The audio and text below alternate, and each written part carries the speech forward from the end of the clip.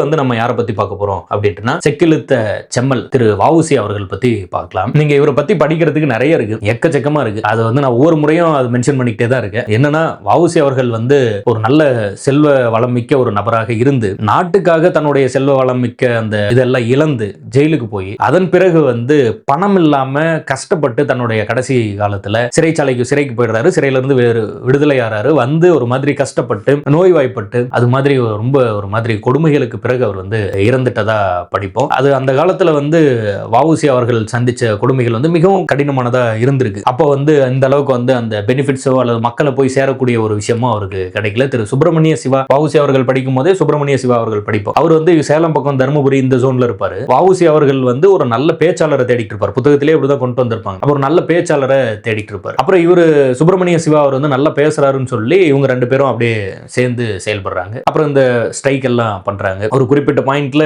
இப்ப நம்ம படிப்போம் பிபின் சந்திரபால் அப்படின்னு படிப்போம். அவர் வந்து விடுதலை ஆகிறாரு. அவருடைய விடுதலைனால இவங்க வந்து சுதேசி தினம் அந்த மாதிரி வந்து கொண்டாடணும்னு நினைக்கிறாங்க. அது சட்டத்திற்கு புறம்பா இருக்கு அப்படின்னு பிரிட்டிஷ்காரங்க வந்து கொண்டாடக்கூடாதுன்னு சொல்றாங்க. வஉசி வந்து இல்ல கொண்டாடுவேன் அப்படின்னு கொண்டாடிடுறாரு. அப்ப அந்த நாள்ல வந்து இது பண்றாரு, அரெஸ்ட் பண்றாங்க, சிறைச்சாலைக்கு போறாரு. நீங்க திருநெல்வேலி கழகம் அப்படின்னு ஒன்று திருநெல்வேலி கழகம் அப்படின்னு ஒண்ணு படிப்போம். அது என்னன்னா வஉசி அவர்கள் வந்து சிறைக்கு போன உடனே வஉசியோட ஆதரவாளர்கள் எல்லாம் சேர்ந்து திருநெல்வேலியில ஒரு போலீஸ் ஸ்டேஷனை கொளுத்திடுறாங்க.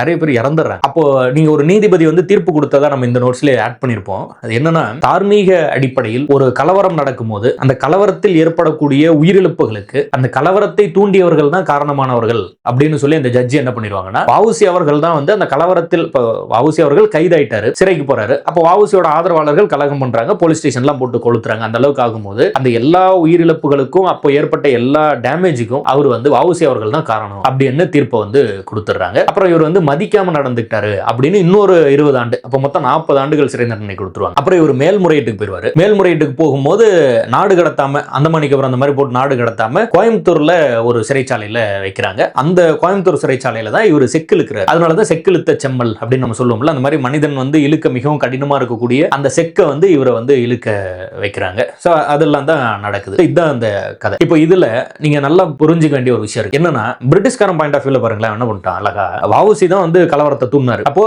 அன்னைக்கு ஏற்பட்ட போராட்டம் உயிரிழப்பு எல்லாத்துக்கும் வஉசி தான் காரணம். இவ்வளவு பேர் இறந்துட்டாங்க, உங்களாலதான் எல்லாரும் இறந்துட்டாங்க. அப்ப நீங்க என்ன பண்ணுங்க, உங்க மேலதான் எல்லா தண்டனை கொடுப்பேன். ஆமா அவரு தானே போராட்டம் தூண்டினாரு, அப்ப அவருக்கு தானே தண்டனை கொடுக்கணும் அப்படிங்கிற மாதிரி மக்கள்கிட்ட வந்து பிரிட்டிஷ்காரன் நல்ல மாதிரியும் வஉசி அவர்கள் வந்து கெட்ட மாதிரியும் ப்ரொஜெக்ட் பண்றாரு. அவர் ஏன் கலவரம் பண்ணாரு அப்படின்னு ஒண்ணு இருக்குல்ல, சரி அவரு தான் கலவரம் பண்றாரு, நீ ஏன் போய் தடுக்க போன, நீ ஏன் சுட்ட, இது மாதிரி நிறைய கேள்விகள் கேட்கலாம். அது நம்ம பிரிட்டிஷ்காரன் நல்லவன், எதிர்த்து கேள்வி கேட்டவங்க பூரா கெட்டவங்க.